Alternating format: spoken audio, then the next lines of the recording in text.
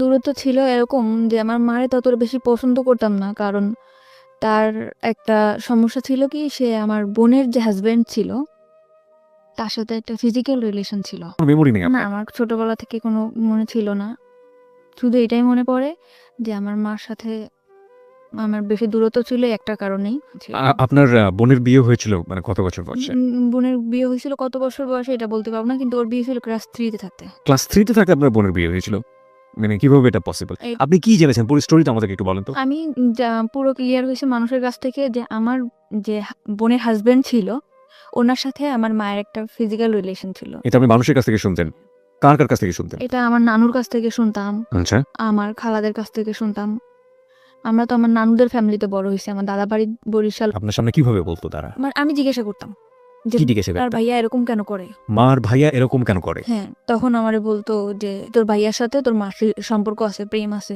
এইগুলো কারা বলতো? আমার খালা বলতো, নানু বলতো, মামিরা বলতো, এরা বলতো। তখন আমি বলতাম যে প্রেম কি জিনিস, তখন আমি ছোট ছিলাম, আমি ততটা হয়তো বা বুঝতাম না। ওকে।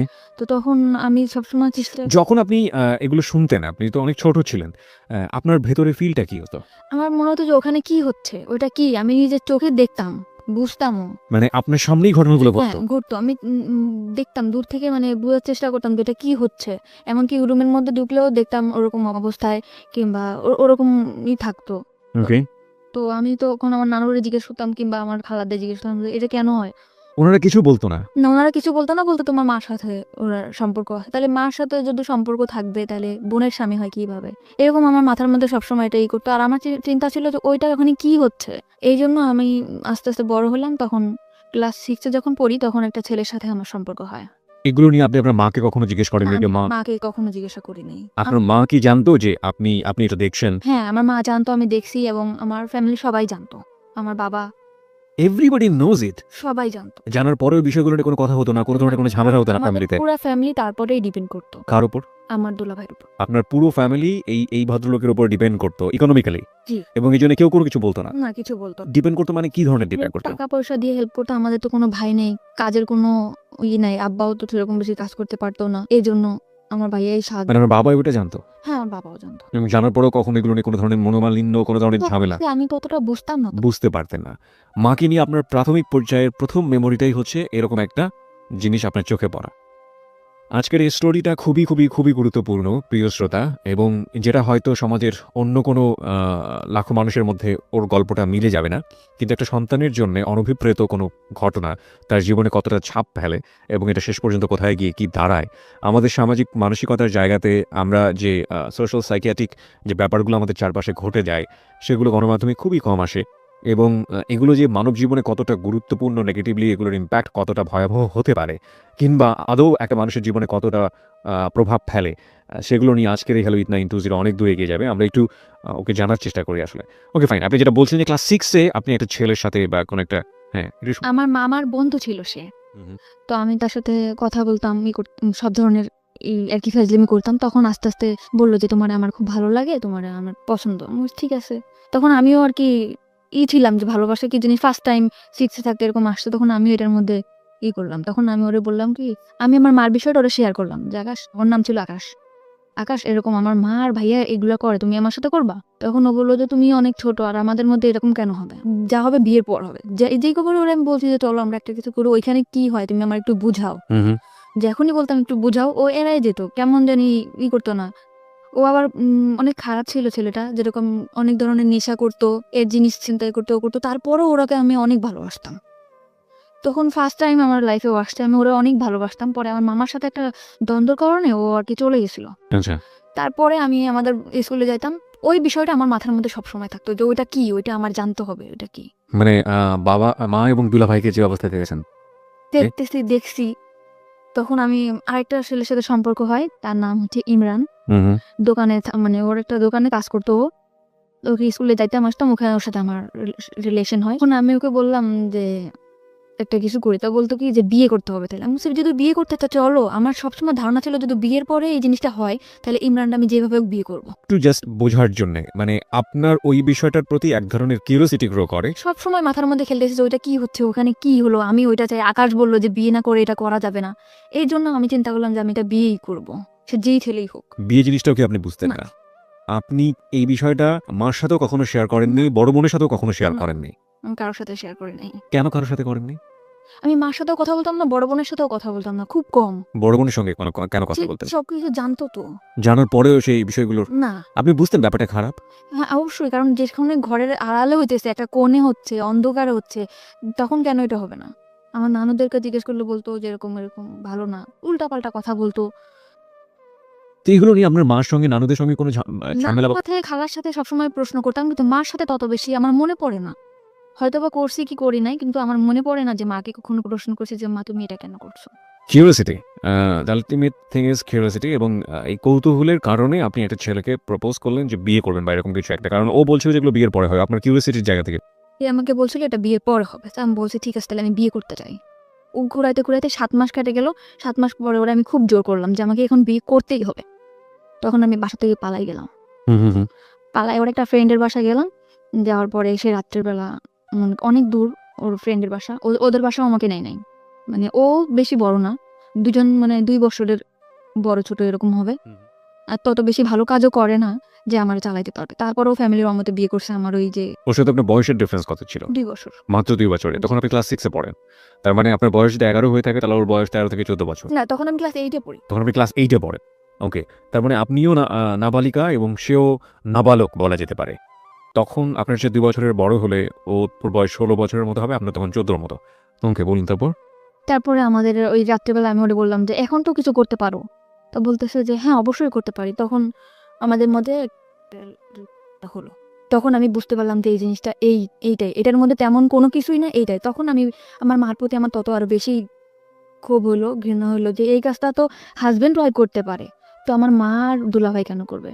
এরপরে ওর বাড়িতে নিয়ে গেল ৩-৪ দিন পর। ওর ফ্যামিলি থেকে মানতে চায় না। তারপরেও মেনে নিল। মানে আপনি বিয়ে করার পর আপনার ফ্যামিলিতে জানালেন যে হ্যাঁ, আমার আপনি বিয়ে ফ্যামিলি থেকে তো অনেক ঝামেলা করতেছে। ওই যে আমার সে মামা আসছে তো মনে করেন ওরে মারটা দিতে যেতেছে, এ করতেছে, ও করতেছে, ওর নামে কেস করবে। বিয়েটা আপনারা কোথায় করলেন? কিভাবে করলেন? বিয়েটা করছি কাজী অফিসে। আমার নিবন্ধনের কাগজও চাইছিল।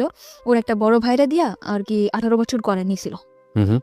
তখন একটা কাজীরে দিয়ে আমার বিয়েটা করাইছিল। তারপর? তারপর বাড়িতে আসলাম, পরে আমার মা বলল, "ঠিক আছে, মানিয়ে নেবো, তো তুমি বাসায় আসো।" তো আমি বললাম, "ঠিক আছে, আমি বাসায় আসবো।" বাসায় আসতে বেড়াইতেছি, তখন আমার মা ওরে খুব মার দিল। মার দেওয়ার পর আমি রাত্রে আবার চলে গেলাম। হুম। রাত্রে চলে গেলাম ওর বাসায়, যে মারাদৌড় যখন করছে আমি বাসাতেই থাকবো, আমার বাসায় আমি আর আসবো না। আমার ফ্যামিলির সাথে টোটাল যোগাযোগ বন্ধ। ওকে। হঠাৎ করে একদিন আকাশ আমার হাজবেন্ডের নাম্বারে ফোন দিছে যে আমি ওর মামা হয়ে কথা বলবো। আমার আকাশের প্রতি অনেক বেশি ভালোবাসা ছিল। আকাশ মানে আপনার ফার্স্ট লাভ? হ্যাঁ। ওকে। তখন আমার মা-বাবা বলল যে, "তুই যদি আকাশের সাথে বিয়ে করতিস তাও মেনে নিতাম। তো তুই ফিরায়, আমরা একদম তোর তো ছোটবেলা থেকেই স্বপ্ন ছিল।" মানে আমার ইচ্ছা ছিল যে আমার একটা ফ্যামিলি হবে, সুন্দর শ্বশুরবাড়ি। আমি সবসময় গল্প করতাম যে আমার এরকম শ্বশুরবাড়ি হবে ওরকম। তখন বলল যে, "আকাশের সাথে বিয়ে কর। বিয়ে করার পরে তোর আমরা মেনে নিব।" তখন আমি বললাম যে, "ঠিক আছে।" ইমরানকে কিন্তু আমি সত্যি ভালোবাসতাম না। শুধু ওই বিষয়টা জানার জন্যই আমি তারে বিয়ে করছিলাম। মানে শুধু কিউরিওসিটি নিবারণ করার জন্যে। My goodness! ওকে। পরে আমি আকাশরে বললাম, "ঠিক আছে আকাশ, আমি তোমারে বিয়ে করব। তুমি আমারে বিয়ে করবা?" তখন আমার মা ওরে শিখা দিল যে, "বলো যে হ্যাঁ, বিয়ে করব।" তখন বলল যে, "হ্যাঁ, অবশ্যই তোমারে বিয়ে করব। তোমারে আমি ভালোবাসি না?" তখন আমি আমার বাড়িতে চলে আসলাম। আসার পরে তার ৪ দিন পর ডিভোর্স করলাম ওরে। মানে ডিভোর্স করলেন আপনি নিজের ইচ্ছায়? আমি নিজে ইচ্ছায় ডিভোর্স। জাস্ট এই কথাটা বলাতেই ফ্যামিলি থেকে যে আকাশের ব্যাপারটা হলে হতো, হ্যাঁ, আপনি নিজে থেকে ডিভোর্স আমার করে দেন। মা-বাবা সবাই বলল যে, "হ্যাঁ, ঠিক।" বাবা বলে নাই। বাবা কখনোই আমার কোনো কথার মধ্যে আসে নাই। মা বলল, বোন বলল যে, "ঠিক আছে, ওর সাথে বিয়ে দেবো, তুই আয়।" তখন আমি চলে আসলাম। আইসা আমি বললাম, "ঠিক আছে, তো আকাশের সাথে বিয়ে দাও।" এখন আকাশের সাথে আমার বিয়ে দিতে চায় না। এখানে একটা বিষয় আপনাদেরকে একটু নোট করে প্রিয় শ্রোতা, আমাদের মানে পারিপার্শ্বিক এবং সামাজিক জায়গা থেকে আ সেক্সুয়াল এডুকেশন বা কি বলা যেতে পারে এটাকে, যৌন শিক্ষা আমরা যেটাকে বলি, সেটা প্রপারলি হয় না। কারণ আমাদের সোসাইটিতে এটাকে ট্যাবু মনে করা হয় এবং এটা একটা গোপন বিষয়। এটাকে নিয়ে কথাবার্তা বলা সন্তানদের সামনে কিংবা এই বিষয়টা নিয়ে এইভাবে ওপেনলি একটা কথা হতে পারে, এই বিষয়গুলো আমাদের সমাজের চোখে ভালোভাবে দেখা হয় না। কিন্তু কিউরিওসিটির জায়গাতে একজন নাবালিকা কিংবা একটা শিশু যদি এই বিষয়টি কোনোভাবেই ভুল ব্যাখ্যার শিকার হন কিংবা কিউরিওসিটির জায়গাতে তাকে যদি প্রপারলি এডুকেশনটা না দেয়া হয়, সেটা তার জীবনে আসলে কি হতে পারে, সেটার একটা বেস্ট এক্সাম্পল হচ্ছে আমাদের আজকের এই পাখির জীবনের প্রথম পর্যায়ের একটা গল্প। শুধুমাত্র একটা অবৈধ সম্পর্ক, যেটা বৈধ না অবৈধ সেটাও সে বোঝে না, এরকম একটা সম্পর্ক দেখে তার ভেতরে কিউরিওসিটি হয়েছিল যে আসলে জিনিসটা কি, এটা আমি বুঝতে চাই, এবং তার জন্য সে বিয়ে করে ফেলেছে। না সে বিয়ে জানে, না সে শারীরিক কোনো সম্পর্ক জানে। আমি স্পেশালি থ্যাঙ্কস জানাই যে ইদানিং আমাদের শিক্ষাক্রমে ক্লাস 8 এর পাঠ্য বইয়ের পাশাপাশি এরকম বিশেষ করে সেক্সুয়াল এডুকেশনের জন্য একটি পাঠ্য বইয়ের ব্যবস্থা করা হয়েছে এবং যেখানে খুব সুন্দরভাবে বিষয়গুলোর ব্যাখ্যা দেওয়া হয়েছে শারীরিক জ্ঞান অর্জনের জন্যে। কোনটা পজিটিভ কোনটা নেগেটিভ হলে কী ধরনের ক্ষতি হতে পারে এবং এটা কোন বয়সে গিয়ে কী করা উচিত, আমার মনে হয় এটা আমাদের বিশেষ করে এই ধরনের ঘটনা থেকে অনেকখানি বাচ্চাদেরকে দূরে রাখবে। তবে দিস ইজ রিয়েলি টাফ, কারণ যেই ব্যারিয়ারটা আমরা ভাঙার চেষ্টা করছি এতদিন, যে ধরনের একটা অবয়ের মধ্যে ছিলাম, এগুলো নিয়ে কথা বলা যায় না, এগুলো নিয়ে কথা বলা পাপ, এগুলো নিয়ে কথা বলা অন্যায়, এবং এই ধরনের ব্যাপারে ছেলেমেয়েদেরকে সামনে নিয়ে আসা, ছেলেমেয়েদের এই কিউরিওসিটিগুলো নিবারণ করা বা ওদের এইসব বিষয়ে কিউরিওসিটি দেখলে ওদেরকে দমিয়ে দেয়া, এই বিষয়গুলো মারাত্মক রকমভাবে টাফ করে দিবে আমাদের এই বিষয়টাকে। কিন্তু আমার মনে হয় যে যদি পজিটিভ কোনো রেজাল্ট আমরা পাই এবং পাওয়ার সম্ভাবনা যেহেতু আছে, সুতরাং এই জিনিসগুলোকে পজিটিভলি ছেলেমেয়েদের সামনে আনা উচিত। কোনটা ভালো কোনটা মন্দ সেটা তাদেরকে ক্লিয়ার করে বুঝিয়ে দেওয়া উচিত, নইলে গোপনে নিভৃতে এই ধরনের অসংখ্য ঘটনা সমাজে ঘটে যাচ্ছে যেগুলো আমরা কখনো ফোকাস করি না এবং অনেক সময় জীবনটাকে হেল করে দিতে পারে। বাই দ্য ওয়ে, আমরা ফিরছি আবার আপনার জীবনের গল্পে। তারপর আপনি ডিভোর্স করলেন এবং আপনাকে বললো যে না, বিয়ে দেবে না। তখন আমার ফ্যামিলি থেকে বললো ওকে বিয়ে দেওয়ার মতো ছেলে হলো, ও এরকম খারাপ কাজ করে, চুরি করে, এটা করে ওটা করে, ওর সাথে বিয়ে দেবো না। তখন আমি বললাম যে তোমরা তো নিয়ে আসলে, আর আকাশও তো আমি অনেক ভালোবাসি। তখন আকাশে বললাম, আকাশ বললো তুমি আমার সাথে পালাই যাবা, মানে ফোনে বললো। তো আমি বলছি ঠিক আছে, আমি তোমার সাথে পালাই যাবো। তো ওর সাথে আমি পালাই যাওয়ার জন্য পুরো প্রস্তুত। পরে আমি ওর সাথে পালাই গেছি। যাওয়ার পরে 3 দিন ওর একটা ফ্রেন্ডের বাসায় নিয়ে আমাকে রাখছে, বলছে যে বিয়ে করি নাই, বিয়ে করবো। তখন একটা কাগজ আমার কাছে নিয়ে আসছে, এনে বলতেছে এটা কোর্ট ম্যারেজ করতে হবে, তুমি এটার মধ্যে সাইন করো। তখন আমি ওটার মধ্যে সাইন করছি। হাজব্যান্ড ওয়াইফ যেভাবে থাকে ওইভাবে থাকার জন্য পুরো প্রিপারেশন নিছি, বাসা নিছি, এরকম থাকবো। তখন ওর আরেকটা মামা ছিল, মানে আমার মামারই বন্ধু এরা, তার নাম ছিল সুমন। তখন এসে বললো তুমি যে এরকম বাসা টাসা নিছো, ওর সাথে কি তোমার বিয়ে হয়েছে? আমি বলছি হ্যাঁ। কয়েক ওইটা বিয়ের কাগজ না, এটা তোমার সাথে 1 বছরের কন্ট্রাক্ট ম্যারেজ করবে বলে বিয়ে করছে। মানে 1 বছরের কন্ট্যাক্ট ম্যারেজ করেছেন? ওকে। আমি তখন ওইটাও বুঝি না যে কন্ট্যাক্ট ম্যারেজ আসলে কি? আমি বলছি আমার কাগজটা দেখেন, আমি পড়তে পারবো। তখন আমার ও কাগজটা আকাশও দেখেন, আকাশ নিখোঁজ। যে এখন ওর সুমন মামার বললোই কথা, তখন আকাশ নিখোঁজ। কিন্তু আকাশের প্ল্যান ছিল ওইটা যে মামা, আমার আগে যে মামা ছিল তার সাথে তার দ্বন্দ্ব ছিল, এই জন্য সে আমার বিয়ে করবে কিংবা একটা ইসের মধ্যে রাখবে, কিন্তু সেও আমারে ভালোবাসতো না। কিন্তু আমি ভাবতাম যে একটা সংসার হবে, আকাশ আমার ভালোবাসা, আকাশের সাথে আমি ভালোভাবে থাকতে পারবো। সেভাবে হলো না। তো তখন আমার সুমন মামা ফোন দিল মা বাবারে, মা বাবা বললো যে ঠিক আছে ওরে নিয়ে আসো। জিনেদা ছিলাম আমরা, ইয়ান থেকে খুলনা নিয়ে আসলো। খুলনা নিয়ে যাওয়ার পরে আমার মা বললো যে ঠিক আছে যা হয় হয়েছে, এরকম ভাবে থাকো। এরকম করে পরে আমার ঢাকাতে চলে আসলাম। আমার বোন আর দুলাভাইও ঢাকাতে থাকতো, তখন চাকরি হয়েছিল আমার বোনের। তো থাকতো মিরপুরে, আমি ওর বাসায় থাকতাম, টুকটাক বাসার কাজ টাজ করতাম, থাকতাম এভাবে। তার 2 বছর পরে তখন আমার লেখাপড়া একদম বন্ধ। মানে কোন ক্লাসে থাকা অবস্থায়? 8 ক্লাস 8 থাকা অবস্থায় আপনার লেখাপড়া বন্ধ। এইসব ঘটনা ঘটার পরে পরপর 2টো বিয়ে। ওকে। পরে আমাকে করলো 2 বছর পরে আমার ফ্যামিলি থেকে একটা ছেলে দেখলো। আচ্ছা। ফ্যামিলি থেকে ছেলে দেখার পরে আমি 2 বছর মধ্যে ঢাকাতেও থাকতাম, খুলনাতেও থাকতাম। পরে আমাকে আনলো, বাড়িতে দেখাইলো, ছেলে একবার দেখেই পছন্দ করলো। 1 সপ্তাহের মধ্যে বিয়ে। ওকে প্রিয় শ্রোতা, আমরা এই জায়গাটায় ছোট একটা বিরতি নিতে চাই। আপনারা সবাই শুনছেন close up presence hello 8920 ABC radio FM 89.2 এ। আমি আরজি কিবরিয়া রয়েছে আপনার সঙ্গে এবং আজকে পাখি তার জীবনের গল্প বলার জন্য আমাদের স্টুডিওতে। পাখিকে দেখার জন্য, কিছু বলার জন্য, ওর সাথে যোগাযোগ করার জন্য আপনারা আমাদের ফেসবুকে কানেক্টেড হতে পারেন। আমাদের ফেসবুকের ঠিকানা হচ্ছে www.facebook.com/abcradiofm89.2। এছাড়াও আপনি চলে আসতে পারেন আমার ফেসবুক পেজে। আমার ফেসবুকের ঠিকানা হচ্ছে facebook.com/kibria.rj, KEBRIA, স্পেলিংটা হচ্ছে KEBRIA.RJ। এবং পেজটিতে যাওয়ার পর আপনি লাইক দেওয়ার সঙ্গে সঙ্গে আমাদের হ্যালো 8920 মেম্বার হয়ে যাবেন। ফিরে আসছি ঠিক 3 মিনিট পর। Close Up presents Hello 8920. Close Up. The closer, the better. FM 89.2. Close Up presents Hello 8920. Close Up. The closer, the better. 3 minute পর প্রিয় শ্রোতা, আরও একবার ওয়েলকাম করছি ক্লোজ আপ প্রেজেন্স হ্যালো 8920-তে। আমি আরজি কিবরিয়া রয়েছে আপনার সঙ্গে এবং আপনারা সবাই শুনছেন এবিসি রেডিও FM 89.2। আজকে জীবনের গল্প বলার জন্য এখানে রয়েছে পাখি। 19 বছর বয়স তার, এবং তার যে জীবনের গল্প সেটা আসলে খুবই খুবই খুবই মর্মান্তিক। আমরা ফিরবো তার কাছে যেখানে আমরা ছিলাম। পাখি, আপনি বলছিলেন যে আপনার 1 সপ্তাহের মধ্যে বিয়ে হয়ে যাবে, এরকম একটা পরিস্থিতি তৈরি হয়েছে আপনার ফ্যামিলিতে।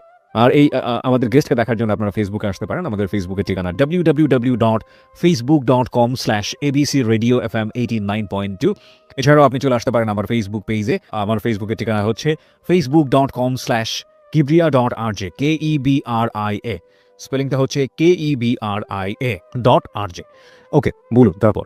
তারপর 1 সপ্তাহের মধ্যে বিয়ে ঠিক হলো। ছেলে দেখার পর বললো ঠিক আছে আমার পছন্দ হয়েছে, আমি ওকে বিয়ে করতে চাই। ওকে, ছেলে কি করে? ছেলে বাড়িতে কৃষিকাজ করে। তো আমিও বললাম যে ঠিক আছে, ফ্যামিলি থেকে যখন দিতেছে আমি বিয়ে করব। বাবা বাড়ি ঘর সব দেখে আসলো, বিয়ের দিনও পড়লো। হয়েও গেছে, তার বাড়িতে গেছে, মানে হয়েছে কি তার বাড়িতে গেছে, তার চাচার যে ঘরটা আছে সেই ঘরটা দেখাইছে, তার চাচার বাড়িটা দেখাইছে। মানে যখন ঘর বাড়ি দেখাবে তখন সেই চাচার বাড়িটা দেখিয়েছে। হুম, আচ্ছা তার যে মূল বাসা সেটা সে দেখাই নাই। আচ্ছা তা আমার ফ্যামিলিও বুঝতে পারে নাই। বিয়ের পরে আমাকে উঠাইছে একটা ভাঙা ঘরের ভিতরে, ঘরটা একদম হেলে পড়ে যাবে, উপরে টালি, নিচে আছে বেড়া আছে। আমি আমার হাজবেন্ডকে জিজ্ঞেস করলাম যে আপনাদের এই এটা কেন? তখন বললো কি চাচার বাড়ি আর আমার বাড়ি কি এক না? তখন আমি বললাম চাচার বাড়ি আর তোমার বাড়ি এক, তো সেটা তো কথা না। আমার তো ঘর যেটা, আমার যে ঘরটা আমি থাকবো সেই ঘরটা যদি ভালো না হয় আমি কেমনে থাকবো? এই ঘরটা তো এখনই আমার শরীরে পড়ে যাবে। আমি বললো পড়বে না, সব ঠিক হয়ে যাবে, আমার জায়গা জমি আছে, বিক্রি করবো। তো তখন আমি মানে নিলাম চুপচাপ যে যা হোক হয়েছে, জীবন তো অনেক ভুল হয়েছে। আর আমি ম্যারিড পার্সন ছিলাম, সে আনম্যারিড ছেলে। এটা সে জানতো, তার কাছে বলা হয়েছে এটা? তাকে কিন্তু বিয়ের আগে জিজ্ঞেস করা হয়েছে যে আপনি কি ম্যারিড পার্সন, সে বলছে যে না আমি ম্যারিড পার্সন না। এবং আপনার সম্পর্কে বলা হয়েছে যে আমি নিজে তাকে বলছি যে আমরা দুটো বিয়ে করেছি, আমি এরকম রিলেশন করে 2টা বিয়ে করছি। এবং কি কারণে বিয়ে করেছি কথা কারণটা বলেনি কখন? তো বলছি যে আমি রিলেশন করে বিয়ে করছি। দুটো বিয়ে করেছি। হ্যাঁ, সেটা শুনেই আমার প্রতি হয়েছে যে বিয়ের সাথে কোনো ব্যাপার না, আপনারা দেখে আমার খুব ভালো লাগছে। ওকে। তারপর আমরা আমার বাবার বাড়ি বেড়াতে আসলাম, বেড়াতে আসার পরে এইভাবে দিন যায়। তারপরও আমি শহরে তো মানুষ হয়েছি, তারপরও আমি অনেক কিছু মিস করতাম যে এই জিনিসটা নাই, সংসারে এই জিনিসটা নাই। অনেক কষ্টে দিন যেত আমার। তার আর কোনো ভাই বোন ছিল না, সে একটাই ছেলে। ওকে। এখন আস্তে আস্তে আমার হাজবেন্ডের মধ্যে দেখতাম পরিবর্তন। কি পরিবর্তন? সে ফোনে কথা বলে, গ্রামের ছেলে তাও ফোনে কথা। কি ব্যাপার, তুমি কার সাথে কথা বলো? বলি কথা। তারপর আমি জানতে পারলাম, অনেকভাবে জানতে পারলাম, চেষ্টা করে প্রায় 2-3 মাস পর জানতে পারলাম সে আগে একটা বিয়ে করছিল। সে আমার কাছে মাপটা চাইছে যে আমি বিয়ে করছি, তুমি মাপ করে দাও, আমি তোমার বলতে পারি না। আমি বলছি বিয়ের আগে তো আমি আপনাকে জিজ্ঞেস করছিলাম, আপনি আমাকে কেন বলেন নাই? ওকে। পরে বলতেছে তোমাকে আমার এত ভালো লাগছে যে তোমার কথা যদি আমি বলতাম তাহলে হয়তো বা তুমি বিয়েটা রাজি হতো না। আচ্ছা। তখন আমি বললাম যে ঠিক আছে, যা গেছে গেছে, আপনি ওই মেয়ের সাথে যোগাযোগ করেন না, আমি করবো না। ওকে। তারপরও মেয়েটার সাথে যোগাযোগ করে। তখন আমি বললাম খুলনাতেই রাখবো না, তোমাকে আমি নিয়ে চলে যাবো ঢাকাতেই। ঢাকা আসতে গেলে কিছু টাকা লাগবে, কিন্তু আমার বিয়ের মধ্যে কোনো কিছু দেয় নাই। শাড়ি গয়না যা দেওয়া লাগে, গয়নাঘাটি কিছু দেয় না, এমনি শাড়ি, চুড়ি, লিপস্টিক এটা যা দেওয়া লাগে দিছে। এখন একটা রুলি দিছিল স্বর্ণের। তখন আমি মারে বললাম যে মা, এই রুলিটা আমরা বেশ বন্ধক রাখি, এখন ক্যাশ টাকা তো আমার কাছে কিছু নেই, বন্ধক রাখা আমি টাকাটা নিয়ে দিই, তুমি ও পরে চাকরি করে যখন টাকা ছাড়া যাবে তখন। তখন বললো যে ঠিক আছে চল বন্ধক রাখতে যাই। বন্ধক যখন রাখতে গেছি তখন আঙ্কেল আমারে বলে তুমি কি দুষ্টামি করতে আসছো আমার সাথে? কোন আঙ্কেল? মানে জুয়েলারি যে আঙ্কেল। ওকে। বলছি কেন আঙ্কেল? বলতেছে যে অবশ্যই, তুমি এটা এমনিটি স্বর্ণ রিয়াই না, তুমি বলতেছো এটা স্বর্ণের। আমি বলছি কেন, এটা আমার বিয়েতে দিছে, এটা কেন এমনিটি স্বর্ণ হবে? এটা স্বর্ণের পানিতে ধোয়া, এটা 6 মাস পর কালার যাবে। তখন আমি আমার হাজব্যান্ডের ফোন দিলাম যে তুমি আমাদের মানে টাউন আছে, টাউনে আসো। তখন দোকানে নিয়ে গেলাম, যেটা কি এটা তো স্বর্ণের না। তো বলতেছে কে বলছে স্বর্ণের না, অন্য দোকানে চলো। তুমি কোন দোকানে যাবা? স্বর্ণপটির মধ্যে। পরে ওর যে দোকানে যাইতেছে সেই দোকানে একই কথা। তখন ও মানে ওর ঘাম বের হয়ে গেছে পুরা। পরে বলতেছে কি যে মাফ করে দাও, তোমার খুশি করার জন্য এটা করছি। তাও আমি মাফ করে দিছি ওরে। আমার ফ্যামিলি থেকে মোটে রাজি না যে এরকম এখন থেকে এই ছেলে এরকম করতেছে, তা ভবিষ্যতে সে কি করবে? তখন আমি তারপরও ঢাকাতে নিয়ে আসলাম, নিয়ে আমার বোনের কাছে রেখে গেলাম। ভাইয়া ওর একটা চাকরি দিয়ে দেয়। ওরা চাকরি দিল। ওর আগরাতে চাকরি হতে গেলে রক্তের গ্রুপ পরীক্ষা করতে হয়, গ্রুপ পরীক্ষা করাইলো, টাকা পয়সা যা লাগে সব ভাইয়া দিল, ম্যাচ ঠিক করে দিল। ভাইয়া মানে আপনার দুলা ভাই? সেই দুলা ভাই। ওকে। মানে আমাদের ফ্যামিলিতে সে খুব কেয়ার করে। তারপরে চাকরি দেওয়ার পরে চাকরি থাকলো আমার টাকা পয়সা দেয় না। ভাইয়ার শুধু একই কমপ্লেন যে ও নাকি ফোনে কথা বলে। আমি বলছি ফোনে তো আমার সাথেও কথা বলে। তারপর আমার ভাইয়া বললো যে ঠিক আছে তুইও ঢাকাতে চলে। তখন আপনি কোথায় ছিলেন? আমি আমার মার বাড়িতে ছিলাম। খুলনাতে ছিলেন? জি। তখন আমি ঢাকাতে চলে আসলাম, ভাইয়ার বাসায় থাকতাম। ও ছুটি ছাড়া পাইলে আসতো, ভাইয়ার বাসায় থাকতাম, করতাম।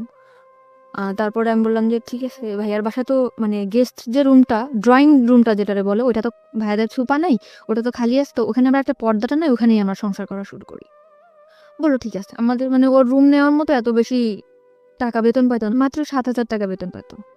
তখন ভাইয়া বললো ঠিক আছে, এই কয় টাকা বেতন পাই তো আর বাইরে থাকা সম্ভব না, তো তোরা আমাদের এখানেই থাক, খাওয়া থাকা পাবো 3,000 টাকা দিবি তোরা দুজনে। তো শুধু খাওয়া থাকা, এছাড়া আমি যে তার ওয়াইফ, একটা কোনো কসমেটিক বা কোনো ড্রেস এগুলা কিছুই দেয় না। তখন আমার বোন বলে যে আমার বোনটা ভালোভাবেই মানুষ হয়েছে, তো তুমি এরকম ওর কিছু দেও না কেন? বলে এটা আমাদের ফ্যামিলি ব্যাপার। তা আমি বললাম ব্যাপার ঠিক আছে, তুই কিছু বলিস না। ভাইয়া তখন আমার ড্রেস যা লাগে দেয়। 7,000 টাকাতে স্যালারি পাইতো, 3,000 টাকা বোনটা দেওয়ার পরে যে কটা টাকা তো বাড়ি পাঠাই দিত। মানে ও বাড়িতে অনেক দেনা ছিল। আচ্ছা আচ্ছা। তো আমি বলতাম যে কবে শেষ হবে, আর আমাদের ঢাকায় আসতে আমরা কি আজীবন ঢাকাতে থাকবো? তোমার বাড়িতে একটা ঘর নাই, ঘর এরকম টুকটাক আর কি ঝগড়া হতো প্রায়। হাজব্যান্ড ওয়াইফ যেটা ভালোবাসে এটা কখনো আমি পাইতাম না। আচ্ছা। সবসময় মানে চিন্তা করতে কি এত চিন্তা করো তুমি চিন্তা করে তো কোনো কিছু বের করতেই পারো না। তখন আমার দুলাভাইরে বললাম ভাইয়া আমার একটা চাকরির ব্যবস্থা করে দাও। তো বললো যে এইটাও তুই পাস করিস না, এই যে পরীক্ষা দিয়ে পর চলে আসছিস, তোর কি চাকরি দিব? তো ভাইয়ারা সবসময় বলতাম যে একটা চাকরি দিয়ে দাও, একটা চাকরি দিয়ে দাও। তখন ও যে কোম্পানিতে চাকরি করে, ফরেনার কোম্পানিতে, ওর একটা ম্যাডাম ছিল। তো ওই ম্যাডামটা বাচ্চা কাচ্চা হইতো না, তার হাজবেন্ডও বাইরে থাকতো, সেখানে একা থাকতো। তা আমারে তার কাছে রেখে আসছিল, মাসে 5,000 টাকা স্যালারি দিবে, অল টাইম তার সাথে থাকতে হবে। ওকে। তো এরকম আমি থাকতাম, তখন আমার হাজবেন্ড ঠিক ডাইরেক্টলি বলতেছে বাসায় কাজে দিছে নেই করছেন, কিন্তু আমি বাসায় কাজ করতাম না, শুধু তার সাথে থাকতাম। সাথে থেকে আপনার কাজটা কি ছিল? তার যেরকম ল্যাপটপটা, ক্যারি করা। হ্যাঁ, এটা আমি নিতাম, কিংবা হাতে কোনো পার্স আছে এটা আমি নিয়ে ওনার সাথে সাথে থাকতাম, কারণ ওনার একা একা থাকতে পারতো না। উনি যেখানে যেত আমাকে নিয়ে যেত, আমাকে বেশ বলতো যে আমার বোন। ওনারা ইংরেজিতে কি বলতো আমি জানি না, আমার খুব সুন্দর সুন্দর ড্রেস কিনে দিত, এই যে ওনার সাথে যেটা পরে আমি বেরোতে পারতাম, ওকে। এরকম করে ওনার মতো করে উনি রাখতো। তখন আমার হাজবেন্ডের আমার ভাইয়ের সাথে অনেক অশান্তি করলো। তখন আমার ভাইয়া বললো ঠিক আছে, তোমার চাকরি করতে হবে না, তুমি চলে যাও। তখন আমি বললাম যে ঠিক আছে, আমি চাকরি করবো না। তখন আমি বলতাম যে আমার কোনো কাজও করতে দিলা না, তোমার হেল্প করবো তাও তুমি করতে দিলা না। আমি তাই কিন্তু হেল্প করতাম। আমি যে 5,000 টাকা পাইতাম তার থেকে 2,000 টাকা ওরে আমি দিতাম, আর 3,000 টাকা আমি রাখতাম। আচ্ছা। তখন আমার হাজবেন্ড বলতো যে কি এমন কাজ করতাম, মানুষের বাসায় কাজ করতা, এরকম করে বলতো। তো আমি বলতাম এসব কথা বলবো না, আমি কি কাজ করি তুমি জানতা না। কিন্তু ওই যে ফরেনার ছিল উনি বলতো তুমি আমার সাথে 1 বছর যদি থাকো, তোমার লাইফটা পুরো আমি ওকে করে দিয়ে যাবো। তখন চলে আসছি যখন বাসায়, রান্না বান্না করে খাই দেয়, এরকম করে আমার হাজবেন্ড করে কি ওই মেয়ের সাথে যোগাযোগ করে, আগের ওয়াইফের সাথে। আচ্ছা। তখন আমি বললাম যে তুমি এরকম কেন তার সাথে কথা বলো? বলে যে তার সাথে কথা বলি, কে বলছে? তো এরকম বহুবার আমি হাতে নাতে ধরছি, তারপরে সে স্বীকারই করে না। তারপরে আমার সাথে অনেক ঝামেলা করে, ঝগড়া করে, এই করে। পরে আমি বলছি যে তুমি যদি এরকম করে থাকো, তার সাথে তুমি থাকো, আমার সাথে কোনো যোগাযোগ তার সাথে থাকো, যাও। এক কথা বলার সাথে সে তার কাপড় চোপড় নিয়ে আমার ভাত থেকে নেমে চলে গেছে। ওকে। যাওয়ার পরে একটা মেসেজ উঠছে, তখন আমি ফোন দিয়ে, আমার ফোন রিসিভ করো না, বলে কি তুমি যদি আমার সাথে আসতে চাও তাহলে এখন আসো। আমি আমার ফ্যামিলির বললাম আমি কি করবো, তোমরা দেখে শুনে বিয়ে দিছো, সে প্রথম থেকে এরকম করতেছে, আমি কি করবো এখন? বলে তার সাথে তুমি কোথাও যাবে না, তুমি তোমার ভাইয়ের বাসায় থাকো। তখন আমি আমার ভাইয়ের কাছে, বোনের কাছে থাকতে লাগলাম। আমার এই প্রথম 2-1 দিন, 4-5 দিন, 1 মাস 2 মাস ফোন দিছে, পরে আমার কোনো ফোন দিত না। ওকে। তখন আমার ভাইয়ার বলার পরে ভাইয়ার ইটফোর্স সিকিউরিটি সার্ভিসটা আছে, ওখানে যোগাযোগ করে আমার একটা চাকরি নিল লেডিস সিকিউরিটি গার্ডে। তারপরে ওখানে আমি চাকরি করলাম 1 বছর মতো। 1 বছরের মধ্যে আমি কারোর সাথে মিশতাম না। আমি অফিস বাসা অফিস, ঢাকা শহর মানে এই সময় হাজবেন্ডের সাথে কোনো সম্পর্ক না। নেই বা ডিভোর্সও হয়নি? না, ওকে। ঢাকা শহর সম্বন্ধে আমার কোনো ধারণাই নেই। বোরকা পরতাম, বেশ বাসা থেকে যেরকম বড় বড় জামা পরতাম, গ্রামে থেকে যেরকম আসতাম ওরকমই ছিলাম। 1 বছর পরে আমার ওই যেখানে চাকরি করতাম ওইখানে একটা ল্যান্ড ওনার ছিল, ল্যান্ড ওনার? ওখান থেকে আমার সে অফার করে তার সাথে, মানে ওই বিল্ডিং এর ল্যান্ড ওনার? ওকে। ওই ল্যান্ড ওনার আমার প্রপোজ করে যে মানে বিভিন্নভাবে, তুমি দেখতে অনেক সুন্দর, তোমার লুকিংটা অনেক সেক্সি, তোমার দেখতে খুব ভালো লাগে। পরিচয়টা হলো কিভাবে? মানে উনি আসে যায়, আমি সালাম করি যে স্যার আসসালামু আলাইকুম, আবার লিফটটা আমি ধরে দেই, উনি উঠে, ল্যান্ড ওনার যেহেতু, আবার আসলে ওনার হাতে যদি কিছু থাকে ওটা আমি ক্যারি করি। তো এই জন্য উনি আমার মানে ডাকলো যে তুমি একটু উপরে আসো, 13 তলায় আসো। আমি গেছি জি স্যার। পরে বলতেছে তোমার লুকিংটা অনেক সুন্দর, তোমার আমার খুব ভালো লাগে, তুমি আমার সাথে করবা, একদম ডাইরেক্ট। তখন আমি বললাম স্যার আপনি কি বললেন এটা? আমি আপনার সম্মান করি, তার বলে আপনি এভাবে বলতে পারেন না। বাই দ্য ওয়ে, এখানে একটু মানে মানে আই এম রিয়েলি কনফিউজ। যেহেতু আপনি মোটামুটি একটা আইন শৃঙ্খলা রক্ষাকারী এরকম একটা বেসরকারি প্রতিষ্ঠানেই কাজ করতেন, সেখানে ওনার তো একটু ভয়ে ডর কিছু করা উচিত ছিল। মানে উনি ডিরেক্ট এইভাবে ডেকে নিবেন, আপনার অ্যাটিটিউডের মধ্যে কোনো কিছু কি ছিল এরকম যে কারণে ও? আমি সবসময় অনেক রুড ছিলাম, আমার সাথে কেউ কথা বলতেও সাহস পেত না। আমরা যে কটা মেয়ে ছিলাম আমাদের সাথে কোনো ছেলেরাও কথা বলতো না, আমাদের যে ছেলে গার্ডগুলো ছিল সেও কথা বলতো না। পরে আমি বললাম স্যার আপনি কি জাস্ট তোমার আমি দেখলাম যে তুমি তোমার জায়গায় কেমন অনেস্ট। ওনার কথাটা অনেক তাড়াতাড়ি ফিরায় নিল। তখন বললো কি যে আমার এখানে চাকরি করো, এখানে তো অনেক 13 তলা বিল্ডিং, অনেক ভালো ভালো লোকেরা আসে, তো তুমি কি কি করো না করো এই জন্য। তা দেখলাম ভালো, তুমি থাকতে পারবা এখানে, 1 বছর হয়েছে, আমি চাই যতদিন এখানে আছে তুমি থাকো। তখন আমি বললাম যে স্যার ঠিক আছে। তখন সে ল্যান্ড ওনার, তার উপর আমি কিছু বলতেও পারি না। তখন আমার যে জুন কমান্ডার ছিল তাকে আমি বললাম স্যার এরকম ভাবে আমার প্রপোজ করছে। কয় তোমার তো কপাল খুলে গেছে। সে কি মেল ছিল না ফিমেল ছিল? ছেলে ছিল। ছেলে। ওকে। তো তুমি যদি একটু সময় তার সাথে করো, আমি তখন ব্যাপারটা যে কি ব্যাপার, আমি কেন ঢাকা শহরে কাজ করতে আসছি। তখন আমি স্যারে বললাম স্যার আমি যদি কাজ করেই খাবো তাহলে আমি যদি ওরকম করেই খাবো তাহলে তো আমার কাজ করার দরকার আসে না। এখানে আমি আমার শ্রম বিক্রি করতে আসছি, আমার শরীর না। তখন আমি তাকে এই কথাটা যখন বললাম সে আমার পরে রাগিয়ে গেল যে তোমার জন্য আমাদের এই পোস্টটা থাকবে না। পোস্টে থাকবে না? হ্যাঁ, এই কথা বলার পর আমি ওখান থেকে চলে আসলাম আমাদের হেড অফিসে।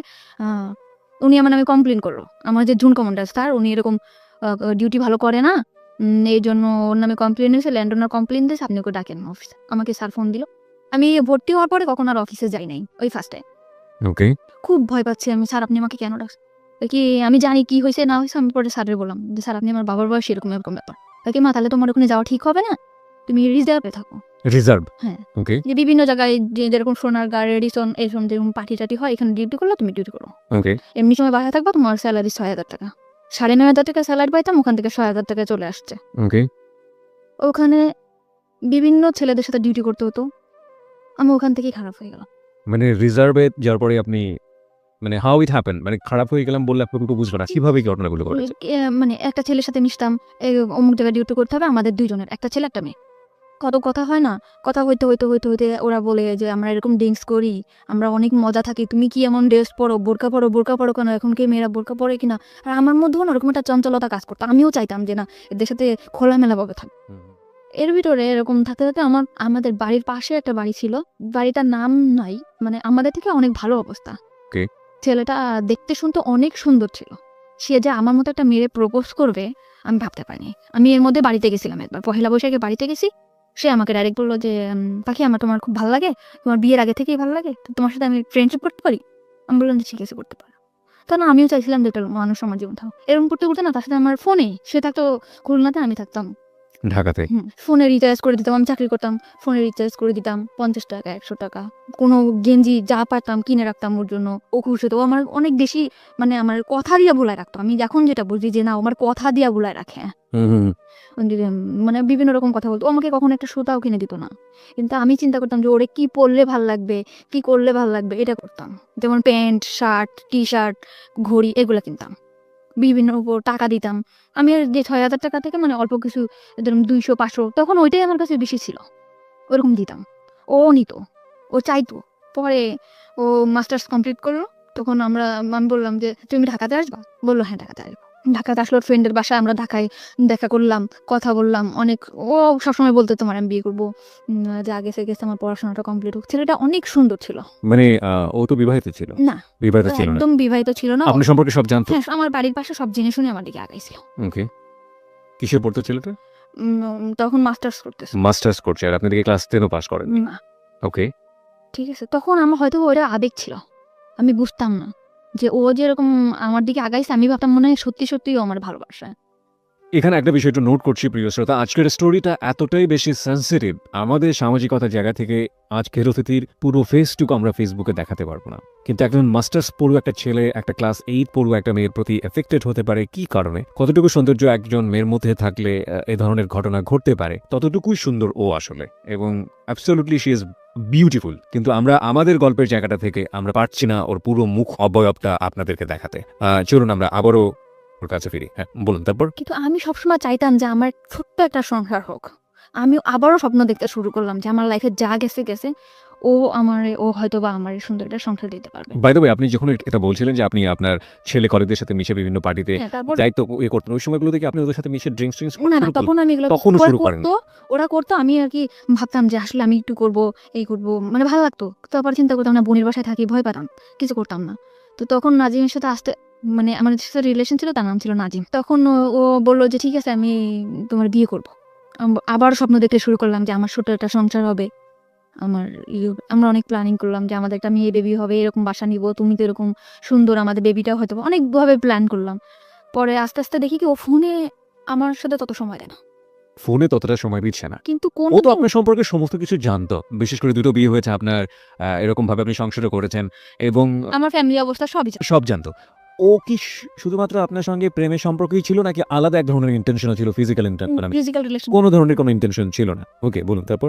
আমি ফোনে টাকা ঢুকাই দেই, ও ফোনে কথা বলে অন্য মেয়ের সাথে। তা ও কখনো আমি ওর ফোনে টাকা ঢুকাই দিলেও আমি ওর ফোনটা রিসিভ করতাম না, কারণ আমি যে কোম্পানিতে চাকরি করতাম ওখান থেকে ফোন আমাকে দেওয়া হয়েছিল, মানে ওখান থেকে আমি ফোন করলে বিল পাইতো। ওকে। তো ওই ফোনটাতে আমি ওকে ফোন করতাম অল টাইম, কখনো ওর ফোন আমি রিসিভ করি নাই। চিন্তা করতাম বেকার, কি করবে ওরা, আমি টাকা দিই, ও বন্ধু বান্ধব আমার ফোন দিত যে বলতো জানি আজকে না আমার ফ্রেন্ডের সাথে আমার একটু পার্টি দিতে হবে, আমার কটা টাকা দিবা, 500 টাকা দাও না। ওকে। তখন আমি এভাবে সবসময় টাকা পয়সা দিতে থাকতাম। পরে একটা সময় বললাম, আমার ফ্যামিলি থেকেও জানাজানি হয়ে গেল ব্যাপারটা, যে তুই আবারও একটা ছেলের দিকে এরকম করে পড়তেছিস, তোর হাজবেন্ড আছে এরকম আছে। তখন আমি আমার ফ্যামিলির বকাবকি শুরু করলাম, কি হাজবেন্ড, তোমরা কি দেখে দিছে এই করছো। তখন না নাজিম আস্তে আস্তে দূরে সরে যেতেছে, আমার বলতেছে ডাইরেক্ট, বলতে তুমি আমার ফোন করবা না, কখনো ফোন দিবা না, কোনো কারণ ছাড়াই। তুমি আমার সবসময় ফোর্স করো, কার সাথে কথা বলি, কি করি না করি, তুমি আমার তখন আপনার হাজবেন্ডের সঙ্গে একেবারেই আপনার যোগাযোগ অফ? একদম যোগাযোগ। বাই দ্য ওয়ে, আপনার হাজবেন্ডের নাম যেন কি ছিল? রিপন। রিপনের সঙ্গে আপনার যোগাযোগ পুরোপুরি অফ। প্রিয় শ্রোতা, আমরা জায়গায় ছোট্ট একটা ব্রেক নিতে চাই। আমরা ঠিক 12:06 ফিরবো। আপনারা সবাই শুনছেন close up presence hello 8920 ABC radio FM 89.2 এ। আজকে পাখি তার জীবনের গল্প বলতে এসছে এখানে। ওকে দেখার জন্য আপনারা ফেসবুকে আসতে পারেন। আমাদের ফেসবুকের ঠিকানা www.facebook.com/abcradiofm89.2। এছাড়াও আপনি চলে আসতে পারেন আমার ফেসবুক পেজে। আমার ফেসবুকের ঠিকানা হচ্ছে facebook.com/kibria.rj KEBRIA। স্পেলিংটা হচ্ছে KEBRIA.RJ। ফিরে আসছি ঠিক রাত 12:06।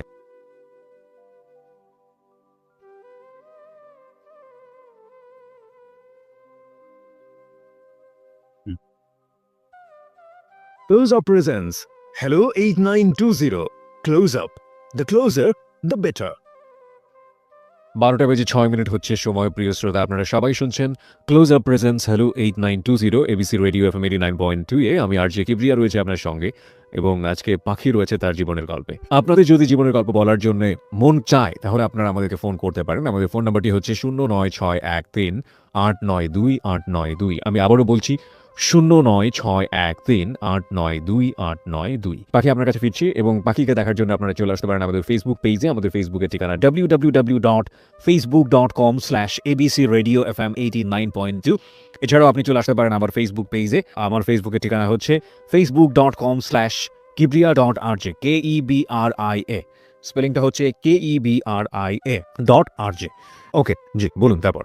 তো রিপনের সাথে কোনোভাবে যোগাযোগ নেই, মানে আমার হাজবেন্ড কোনো যোগাযোগ করে না, কিছু না। ওকে। তখন আমি নাজিমরে বললাম বিয়ে করবে না, তখন ও বললো যে ভালোবাসলে যে বিয়ে করতে হবে এমন কোনো কথা আছে? তোমারটা আর আমারটা কি একসাথে ম্যাচ করে? এতদিন পরে সেটা বললো যে ভালোবাসলে কি বিয়ে করতে হবে। কিন্তু তোমার আমার অনেক ভালো লাগে, তোমার অনেক ভালোবাসি, কিন্তু তোমার আমার বিয়ে করা সম্ভব না। তো ওরে আমি অনেক বেশি ভালোবেসে ফেলছিলাম, মানে আমি যাকেই ভালোবাসি অনেক বেশি ভালোবাসি ফেলি। কিন্তু সবাই আমার সাথে মানে বুঝতেই পারি না যে এরা আমার সাথে এরকম প্রতারণা করতেছে। তখন নাজিম ফোন ধরে না। তখন এই যে আমার যে ফ্রেন্ডরা ছিল ওদের সাথে আমি মিশলাম। ওকে, মানে কলিগ যারা। কলিগ ছিল, এদের সাথে আমি মিশলাম। মিষ্টি বললো যে ড্রিঙ্কস করা ভালো লাগবে। পরে আমি এক পর্যায়ে ড্রিঙ্কস করলাম। ড্রিঙ্কস করলে সত্যিই দেখলাম ভালো লাগে। মানে ওই যে নাজিমের বিষয়ে যে কষ্টটা, কিংবা আমার যে পুরা মার দিক দিয়ে কষ্ট, কিংবা হাজব্যান্ডের দিক দিয়ে কষ্ট, আমার কোনো কষ্টই নেই। পুরা দমে ড্রিঙ্কস করলাম। এমন ড্রিঙ্কস করতেছি আমার মধ্যে চেঞ্জ দেখে আমার দুলাভাই আমার দিকে হাত বাড়ালো। যেরকম আমার বোন অফিসে গেছে, আমার দুলাভাই হঠাৎ আমার এসে পিছন দিয়ে ধরে বলে, তোর আমার খুব ভালো লাগে, তোর হাজব্যান্ড নিয়ে আমি তোরে ভালোবাসি। তখন আমি আমার বোনকে বললাম, বোন তুই কোথায়? বাসায় আসছে। বাসায় আসার পর আমার 17,000 টাকা ছিল, ওর কাছ থেকে টাকাটা নিয়ে আমি বাসা দেখে চলে গেলাম। তো আরেকটা মেয়ের নিলাম, মেয়েটার নাম ছিল মেঘলা। ওরে নেওয়ার পর ও আর আমি থাকতাম। তো ওখান থেকে আরো সুন্দরভাবে ড্রিঙ্কস করতে পারতাম। বাসায় কখন আসলাম কখন গেলাম, ড্রিঙ্কস করে চিল্লাইতাম, কানতাম, নাজিম করে ওরে ফোন দিতাম, কোনোই ছিল না। কিন্তু আমি ওখান থেকে ড্রিঙ্কস করা শুরু করলাম। ওর বন্ধু বান্ধব ছিল, মানে শেয়ারে, কিন্তু আমি 200 টাকা দিতাম, ও 200 টাকা দিত, এরকম একটা বোতল কিনে নিয়ে আসতো, বোতল কিনে খেতাম, খাইতে বাসায় যেতাম, মাতলামো করতাম।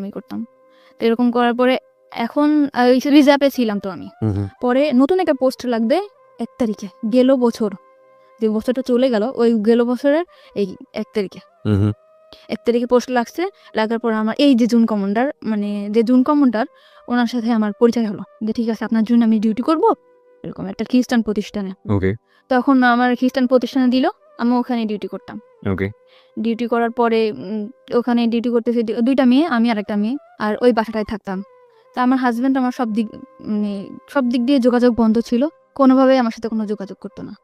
তা আমার যে ছাড়টা ছিল উনি আবার আমার খুব হেল্প করতো। মানে কিরকম, আমি ঠিক মতো বাসায় যাচ্ছি কিনা, কি করতেছি না করতেছি, এই বিষয়টা সে দেখতো। তারপর আমি ড্রিঙ্কস করতেছি, এটা অনেকভাবে বাধা দিত, যে পাখি আপনি ড্রিঙ্কস করবেন না, এরকম না করতে। আমি আপনার না কেন শুনবো, আমি আপনার না শুনবো না, আমি একজনের ভালোবাসি, এরকম আমি এত বেশি ভালোবাসতাম, চিল্লাপাল্লা করতাম, ড্রিঙ্কস করতাম, রাস্তাঘাটে চিল্লাপাল্লা করতাম। তখন আমারে বললো যে একটা মানুষ এত ভালোবাসতে পারে। তখন আমার ওই স্যার নাজিমকে ফোন দিল, যে ভাইয়া একটা মেয়ে আপনাকে কতটা ভালোবাসে। তখন ও বললো যে হ্যাঁ মেয়েটা অনেক ভালো, আমি ওকে ভালোবাসি, কিন্তু ওকে আমার পক্ষে বিয়ে করা সম্ভব না। নাজিম এটা বললো।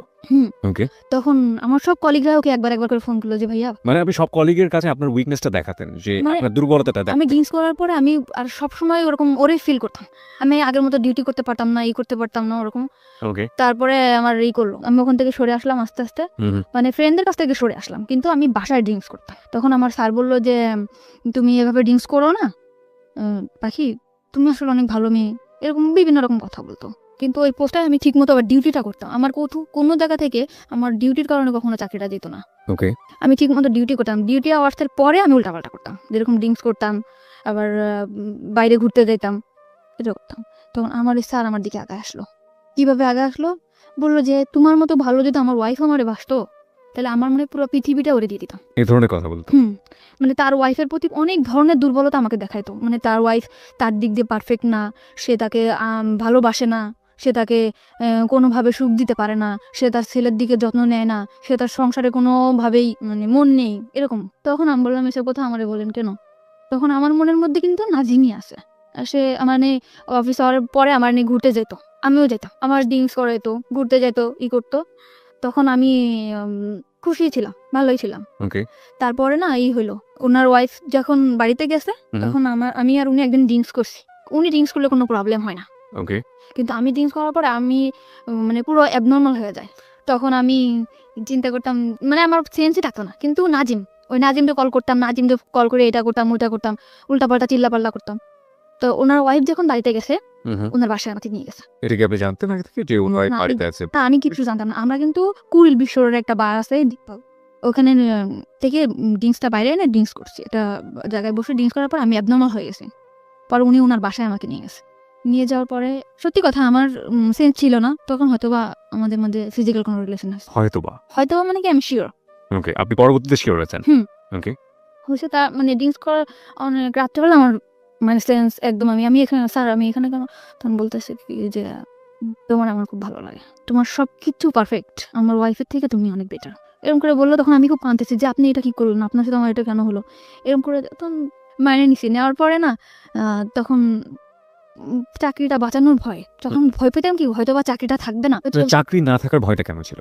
মানে ফোর্সে চাকরি করতাম, এটা তো কোনো সরকারি চাকরি না, এটা যখন তখন চলে যেতে পারে। আপনি যার কথা বলছেন উনি চাইলে আপনার চাকরি ডিসমিস করে দিতে পারেন? হ্যাঁ, একজন জুন কমান্ডার ছিল, সে চাইলে চাকরি ডিসমিস করতে পারতো। কারণ ফার্স্ট যেখানে চাকরি করতাম উনি কিন্তু তখন আমার নামে কমপ্লেন করার পরে আমার চাকরিটা ওখান থেকে যাওয়ার পরে আমি রিজার্ভে আসছিলাম।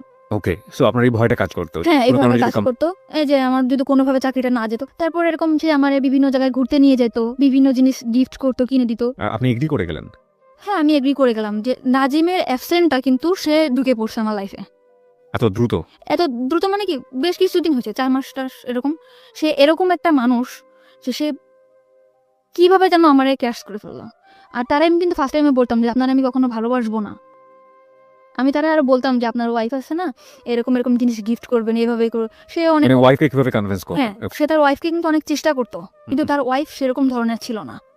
অ্যাকর্ডিং টু হিজ ল্যাঙ্গুয়েজ, মানে তার ভাষ্য অনুযায়ী। ওকে। তার কথা অনুযায়ী সে ওরকম ছিল না, সে পারফেক্ট ছিল না, ঠিক আছে। তারপরে এরকম আমার তখন আপনার আগের হাজবেন্ডের সঙ্গে আপনার না, আমার ডিভোর্স হয় নাই। আমার আগের হাজবেন্ডের সাথে আমার ডিভোর্স ছিলই না। ওকে। আমার হাজবেন্ডের সাথে আমার কোনো যোগাযোগও ছিল না। তারপরে করছে এরকম আসতে যাইতো, আমার ডিউটি আওয়ার্সের পরে তার সাথে আমরা একসাথে ঘুরতে যেতাম, খাইতাম, ঠিক আছে, এরকম ভাবে ছিল। সে এরকম আস্তে আস্তে আমার একদম অনেক কাছে চলে আসলো। সে মনে করেন আমার ডিউটি আওয়ার্সের পরে আমার না দেখলে পাগল হয়ে যেত, যেমনি হোক আমার বোঝাতো। সে চলে আসতো, কোথায় চলে আসতো? অফিসের ওখানে চলে আসতো, আইসা আমার নিয়ে বাসায় নামায় দিয়ে আসতো। যেহেতু সে একজন অফিসার এবং তার আন্ডারে তো অনেক এমপ্লয়ি কাজ করে, বাকি সবাই বুঝতো না ব্যাপারটা, এবং তার জন্য এটা প্রেস্টিজিয়াস না? দূরে থাকতো অফিস থেকে, মনে করেন এখান থেকে 10-5 মিনিট হাঁটে যাওয়া লাগবে, এরকম এতটা দূরে থাকতো সে আমার রিক্সায় যাইতে কষ্ট হবে দেখে সে রেগুলার, একটা ভাঙা রোড ছিল, ওই ভাঙা রোডের রেগুলার আমার জন্য বাইক নিয়ে দাঁড়ায় থাকতো। ওকে। ওকে। ওখান থেকে আমাকে নিয়ে ওখানে নামায় দিয়ে আসতো, নামায় দিয়ে আসতে যেতে এরকম রেগুলার দিয়ে আসতো। তারপরে আমি বুঝলাম যে আসলে সে আমাকে অনেক ভালোবাসে, ওকে। অনেক ভালোবাসে। তারপরে আমি আস্তে আস্তে ওনার প্রতি দুর্বল হলাম। তখন আমি দেখলাম যে না, তার ওয়াইফ তার প্রতি না, তখন আমি তার প্রতি দুর্বল হলাম। ও দুর্বল করে ফেলছিল আমাকে, এমন মানে ওয়াইফ তার প্রতি ডিভোটেড না, এটা তো তার ল্যাঙ্গুয়েজ ছিল। তার ছিল, আর আমিও বুঝতাম। কিভাবে বুঝতেন? মানে সে যখন ফোনে কথা বলতো, মানে তার ওয়াইফের বলতো একটু পানি দাও তো, তুমি নিয়ে খাও। এটা আপনি ফোনে শুনতে পাতেন? হ্যাঁ, এটা আমি শুনতে পেতাম। তুমি নাও কিংবা এদিকে আসো তো, মানে আমি just শুনতাম। তার ফ্যামিলি সম্পর্কে আপনি কতটুকু জানতেন? শুধু ওই ওয়াইফের বদনামই জানতেন নাকি আরো অন্য কিছু জানতেন? না, ওয়াইফের অতটুকু জানতাম, তার ফ্যামিলিটা অনেক বেশি ভালো ছিল। কিরকম? সে তার রুমে সে অনেক দিক দিয়ে তার ওয়াইফের সুখে রাখছিল, কিন্তু সে যে তার ওয়াইফ, সে কখনো মনে করতো না যে আমার হাজবেন্ডের সুখে আমি সুখী। সে মনে করতো তার সুখই তার সুখ, হাজবেন্ডের যে একটা জিনিস, এই জিনিসটা যে আমার, সে এটা ভাবতো না। এটা তো তার ভাষ্য অনুযায়ী, আপনি তো তার পরিবারের মধ্যে ঢোকেননি, কখনো আমি তার এভাবে যেয়ে দেখি না, দেখেন নাই, সে তার যেভাবে বলেছে আপনি সেটা সেভাবে বোঝার চেষ্টা করেছেন। এভাবেই। ওকে ওকে। তারপরে এরকম কয়েক মাস গেল, যাওয়ার পরে তখন এই কয়েক মাসের মধ্যে আপনারা কি কি করছেন? হ্যাং আউট করছেন, বাইরে ঘুরে বেড়াচ্ছেন, ডেট করছেন, রুম ডেট করছেন জি কন্টিনিউয়াসলি? জি কন্টিনিউয়াসলি। একবারের জন্য মনে হয়নি যে অন্যায় করছেন? অন্যায় ফার্স্টে মনে হয়েছিল, পরে মনে হলো যে না, আমি আমার লাইফটা কি, আমার লাইফটা কি, আমার তো ওই নোংরা জায়গা থেকে উঠাই নিয়ে আসছে। আমি যে ড্রিঙ্কস করতাম, আজে বাজে ছেলেদের সাথে আমি মিশতাম, আমি যে খারাপ dress হি অলসো ড্রিঙ্কস, সেও তো সে ড্রিঙ্কস। কিন্তু আমার জন্য ড্রিঙ্কস করতো, সে কিন্তু ফার্স্টে ড্রিঙ্কস করতো না। মানে আপনাকে আপনাকে এখানে থেকে নিয়ে আসার জন্য যে কোনো ভাবেই হোক না কেন, আপনার যে রাস্তায় আছেন সেই রাস্তায় আগে পা দিয়েছে, তারপর ওখান থেকে সরানোর চেষ্টা। সে আমাকে বিভিন্ন ছেলেদের সাথে আমি মিশতাম, বিভিন্ন ছেলেদের সাথে আমি ভালো কোনো ড্রেস পরতাম না, যেরকম জিন্স টপস এগুলো পরতাম। ওকে, জিন্স টপস, ওকে। হ্যাঁ, এইগুলো থেকে সে আমার বাই করছে, ভালো ভালো ড্রেস কিনে দিছে, বড় বড় হাতার জামা বানায় দিছে, যে এগুলো পরো না, খারাপ বলবে মানুষ। মানে আমার মধ্যে একটা চেঞ্জ আনছে সে। আমি যেরকম আগে রাস্তায় বেরোলে মনে হতো যে না, এই ছেলের সাথে দুষ্টামি করবো, কথা বলবো, এরকম আমার আর মনে হয় না। বাই দ্য ওয়ে, আমার একটা প্রশ্ন আছে। ছেলেটা যদি আপনাকে এতটাই ভালোবাসবে তাহলে প্রথম দিন নিয়ে গিয়ে কেন এই ধরনের শারীরিক সম্পর্ক করলো? সে তো অন্যভাবে আপনাকে প্রপোজ করতে পারতো। এটা হয়তো বা তারও ইচ্ছে ছিল না, এটা আমি আসলে জানি না। কখন আপনি তাকে জিজ্ঞেস করেছেন পরবর্তীতে যে তুমি আমাকে যেহেতু লাভই করো তাহলে আমি কেন তাকে এটা বাধ্য করলে? করছিলাম। আপনি তাকে বাধ্য করেছেন অ্যাকর্ডিং টু হিজ ভয়েস, মানে সে এটা বলেছে। সে বলেছে তুমি আমাকে বাধ্য করছো, আমি একটা পুরুষ মানুষ, আমি আনকন্ট্রোল হয়ে গেছি। বাধ্য করেছে বলেন, আপনার অ্যাটিটিউডের মধ্যে এগুলো ছিল। হ্যাঁ, আমি হয়তো বা কিছু করছি, কিন্তু এটা আমার, বললাম না, আমার তখনও সেন্স নাই। আমি অনেক, you are not in sense. Okay, তারপর ঠিক আছে, এরকম বলার পর তখন আমি একটা বাসা নিলাম, বাসা নিলেন মানে? মানে ওই বাসাটা ছেড়ে দিলাম। আমি আগে যে বাসাটা থাকতাম ওই বাসাটা ছেড়ে বেশ দিলাম। কয়েকজন ফ্রেন্ড মিলে থাক। হ্যাঁ, তখন আমি আলাদা একা একটা বাসা নিলাম। একা একটা বাসায় কি ওর ওর সিদ্ধান্ত অনুসারে নিলেন নাকি আপনি একা একা নিজে নিজে নিলেন? একা বাসাটা কেন প্রয়োজন হলো? ওর জন্য আমি ওর একটা সময় কাটাবো, আমরা হাজব্যান্ড ওয়াইফ থাকবো, বিয়ে করব। বিয়ে করার কথাও আপনাকে বলেছেন? হ্যাঁ, অল টাইম আমারে বলতো, যে আমি পরে বলতাম, বলতো হ্যাঁ বিয়ে করবো, সমস্যা কি, তুমি আমার ওয়াইফ, সব জায়গা বলতো। ওর কখনো ভয় থাকতো না যে না, আমি একটা জায়গায় বলবো আমার ওয়াইফ, কোনো ও কখনো আমার নিয়ে ঘৃণা করতো না। ও বলতো যে তোমার আমি একটা পচা নর্দমা থেকে ওটা নিয়ে আসি, তুমি আমার কাছে একটা পবিত্র। ও আপনার পাস্ট সম্পর্কে জানতো, অতীত সম্পর্কে জানতো? সব, আমার পুরা ফ্যামিলির ডিটেলসও জানতো, মা বাবা ভাই বোন সব জানার পরেও আমার প্রতি অনেক বেশি দুর্বল হয়েছে। হুম। তো এরকম করে সবসময় বলতো, অনেক অনেক লাভ করতাম। বাসা নিলেন কোথায়? বাসা নিলাম অফিসের পাশেই। অফিসের পাশেই? আপনার কলিগরা জানতো যে এই ধরনের সম্পর্কে আপনি ওদের জড়াতেন? পুরোপুরি সিক্রেট ছিল বিষয়টা? হ্যাঁ, পুরোপুরি সিক্রেট। আমার সবাই জানতো আমার হাজবেন্ড আছে, আমার একটা বেবি আছে, বাচ্চা, মেয়ে বাচ্চা, এটা জানতো। আমিও সবসময় ফেস করতাম যে আমার একটা বেবি আছে, মেয়ে, এরকম করে ফেস করতাম। তো ওরকম বাসায় আসতো যাইতো, সবাই জানতো আমার হাজবেন্ড। তো আমাদের মধ্যে না বিয়ে, একটা সময় কাজী অফিসেও নিয়ে গেছে ও আমাকে। কাজী অফিসে নিয়ে গেল? হ্যাঁ, চলো বিয়ে করবো। গেছি, তখন আমার ডিভোর্স হয় নাই। তখন কাজী অফিস থেকে বললো যে ওনার তো ডিভোর্স হয় নাই, 3 মাস, ডিভোর্স হওয়ার 3 মাস পর বিয়ে করতে হবে। এ কথা বলার পরে বলতেছে যে তাহলে কি করব? তখন আমি বললাম যে ঠিক আছে, আমি ফ্যামিলির সাথে কথা বলি, মা বাবার সাথে বলি যে আমি ডিভোর্স করব। আপনি কি জানতেন যে উনি যদি আপনাকে বিয়ে করতে চায় তাহলে ওনার আগের ওয়াইফের পারমিশন লাগবে? হ্যাঁ, না এটা আমি জানতাম না। এটা আপনি তখন জানতেন না, না? তখন এটা আমি জানতাম না। Okay. তখন আমি, আপনি তখন কখনো কি প্রশ্ন করেছেন যে তুমি যে আমাকে বিয়ে করতে চাচ্ছ, তোমার আগের ঘরের কি হবে, আগের সংসারের কি হবে? মানুষের 2টা বউ থাকে না, এটা অ্যান্সার দিত। আমি যদি চালাইতে পারি, আমার কি 2টা বউ থাকতে পারে না? আর আমি তো এটাই আপনি মানতাম। তো একটা সংসারের স্বপ্ন দেখতেন, সুন্দর একটা সংসার যেখানে আপনার বিচরণ থাকবে, সুন্দর একটা ঘর, সেখানে আরেকজন মানুষের শেয়ার আছে, এটা মানতে পারতেন? এটা হয়তো বা মানতে পারতাম না, কিন্তু তখন আমি এমন একটা অবস্থায় ছিলাম, ওরে পাওয়ার জন্য সবকিছু করতে রাজি। ও 2টা কেন 5টা বউ থাকবে, ও তো আমার সময় দিতেছে। ও তো আমারই সময় দিতেছে। হ্যাঁ, this is very important part, প্রিয় শ্রোতা। আমরা বারবারই বলি মানুষের যখন খুব ডিজাস্টার মোমেন্ট যায় সেই সময়টাতে আসলে যে কেউ যখন পাশে এসে দাঁড়ায়, ইভেন একজন শত্রুও যদি, অতীত জীবনের একজন শত্রুও যদি পাশে এসে দাঁড়ায়, সেই মানুষটাকে অদ্ভুত রকমের ভালো লাগে।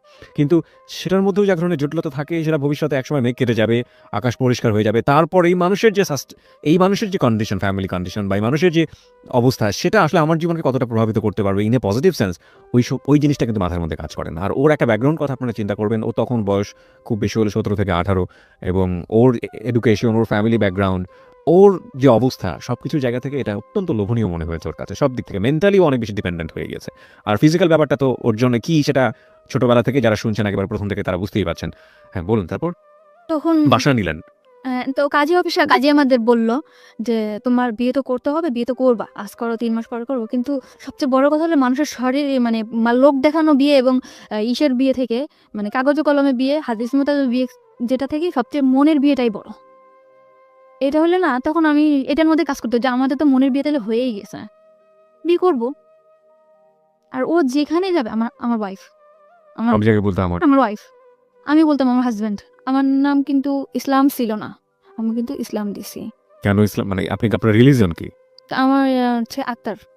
মানে আপনি ধর্ম তো ইসলাম, হ্যাঁ ইসলাম, তো ইসলাম কেন দিলেন? ওর নামের সাথে ইসলাম আছে এই কারণে, তার নামটার শেষে ইসলাম আছে, যে কারণে আপনি ইসলাম যোগ করে নিয়েছেন। ওকে, তখন থেকে কিন্তু আমার নামের পিছনে ইসলাম যোগ করলাম, এবং সে নাকফুল, এই যে নাকফুলটা তার দেওয়া, যে আমাদের বিয়ে হয়েছে এভাবে। ও নাকফুলটা সে আপনাকে গিফট করলো? হ্যাঁ, সে আমাকে গিফট করলো। ওকে, তো নাকফুলটা গিফট করলো, যে হাজবেন্ডের নাকফুল থাকে, আমি নাকফুল পরলাম। দেন বাসা যেরকম, আমার বাসাটা সবসময় গোছানো গোছানো থাকতো, সে যেরকম পছন্দ করতো সে কিন্তু অনেক বেশি পছন্দ করতো যে আমি যাতে সবসময় টিপটাপ গোছানো গোছানো থাকতাম। এরকম আমি সবসময় গুছাই গাছাই রাখতাম। আর বাসার ফার্নিচার গুলো কি সে কিনে দিল? আমার বাসার যত যা কত টাকা ভাড়া ছিল বাসা? 5,500 টাকা। ওকে, তো এরকম সবকিছু সে কিনলো, টিভি, তারপরে আপনার যা যা সংসারে যা যা লাগে সব সে কিনলো। মানে সে আরেকটা সংসার করলো এখানে নতুন করে। Okay. তাকে দেখে কখনো বোঝা যাবে না যে সে কখনো আমার ভবিষ্যতে ঠকাবে। ঠিক আছে, এরকম করে থাকলাম কিছুদিন। থাকার পরে আমি আবারও, মানে আমি এটা থাকলেও না, আমার ফ্যামিলিতে হয়েছে এর মধ্যে একটু মিস করছি। এর মধ্যে আমার ফ্যামিলিতে টুকটাক জানাইতাম যে আমি আমার আর কোনো দরকার নাই। মানে আমার ফ্যামিলিতে আমি খুব বেশি অহংকার করা শুরু করলাম তখন। কেন অহংকার করলেন? যে আমার ওইরকম, মানে আপনার কি এরকম চিন্তা কখনই সবসময় কাজ করতে যে আপনি ফ্যামিলি থেকে ডিটাচড হতে চান, ফ্যামিলি থেকে নিজের মতো করে একটা? সময় চাইতাম যে আমার ফ্যামিলি থেকে আমি দূরে চলে যাই, আমার ফ্যামিলিটা আমার পছন্দ না।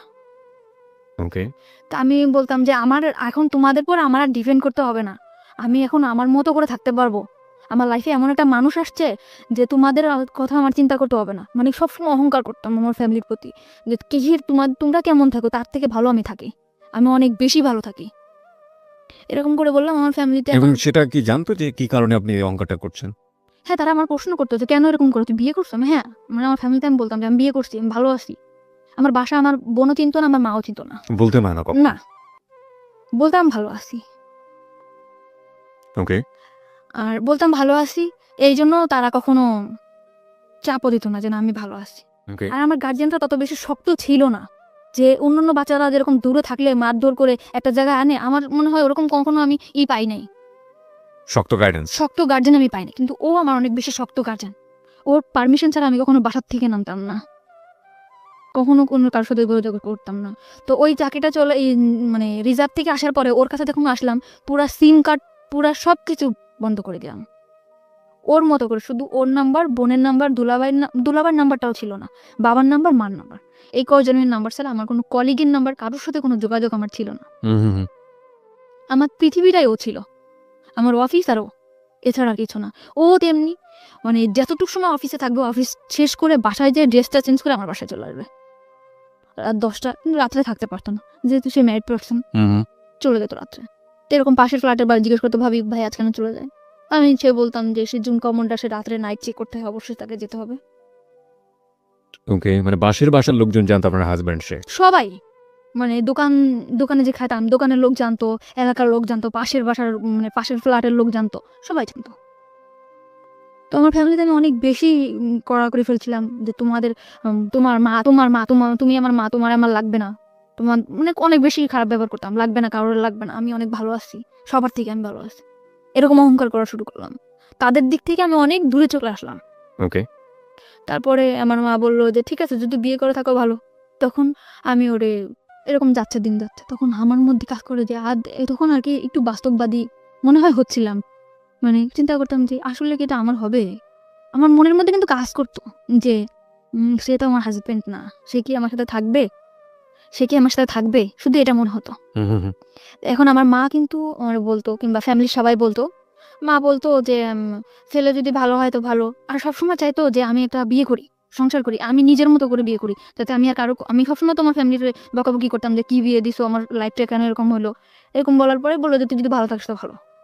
আমি বলতাম যে মা আজকে এই বাজার করছে, ওই বাজার করছে, মাও ভালো। কিন্তু মা সবসময় বলতো যে যাই হোক, শুনলি তো অনেক ভালো, তুই ওর কাছ থেকে কিছু টাকা পয়সা রেখে দিস, জিনিসপত্র, গয়নাগাটি। আমার মধ্যে না কখনো এই লোভটা কাজ করতো না। ও কিন্তু অনেক ভালো একটা জব করে, আমি কিন্তু ইচ্ছা করলে ওর কাছ থেকে অনেক টাকা যখন তখন নিতে পারতাম।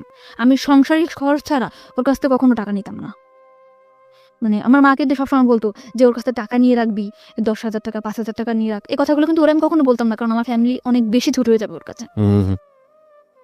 ঠিক আছে, এরকম টাকার কথা বলতো। আমি, আপনার মা কবে জানলো ওর সম্পর্কে? মা তো পরে বলার কথা। বোনের বাসা থেকে চলে আসা পরে কিভাবে? ফোন দিয়ে বলছি, আমি ফোন দিয়ে বলছি ফোন দিয়ে কি বলেছিলেন? যে আমি মানে আমার বললো যে তুই বাড়িতে আসিস না, যোগাযোগ করিস না।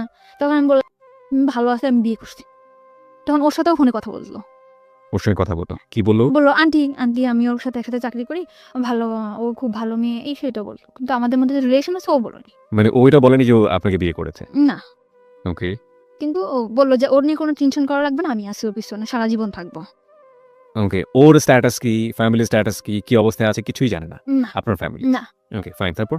কিন্তু বলছিলাম মারে যে মা, মানে পরে বলছি যে মা আমি, ও কিন্তু পরে বললো যে ও সব জানে শুনে তোরে বিয়ে করছে। আমি বলছি হ্যাঁ, ওর একটা বাচ্চা আছে, কিন্তু ওর বউ নেই।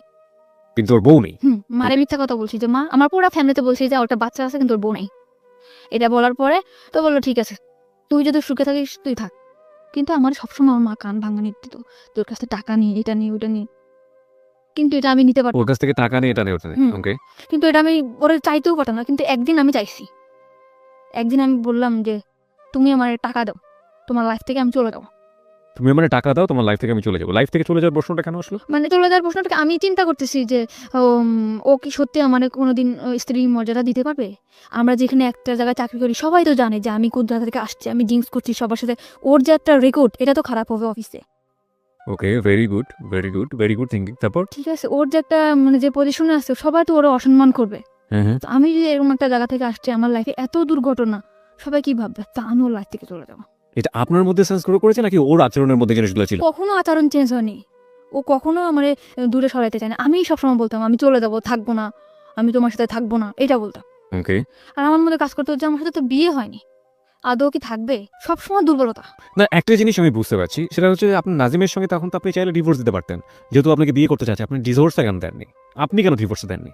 আমি চাইছিলাম যে সে ডিভোর্স দিক। নাজিম আপনাকে ডিভোর্স দিক? নাজিম না, রিপন। সরি, রিপন আপনাকে ডিভোর্স দিক? হ্যাঁ। রিপন আপনাকে ডিভোর্স আর ওর দিয়ে আপনার লাভটা কি? না, আমি ওর প্রতি আমার কোনো ইয়াই ছিল না। তো তাহলে আপনি কেন দেননি? ওর প্রতি মানে ওর পিছনে আমি চিন্তা করতাম যে ওর পিছনে আমি 1 সেকেন্ড নষ্ট করি, ওইটাই আমার নষ্ট। ডিভোর্স যাক যাক যা হয় হোক।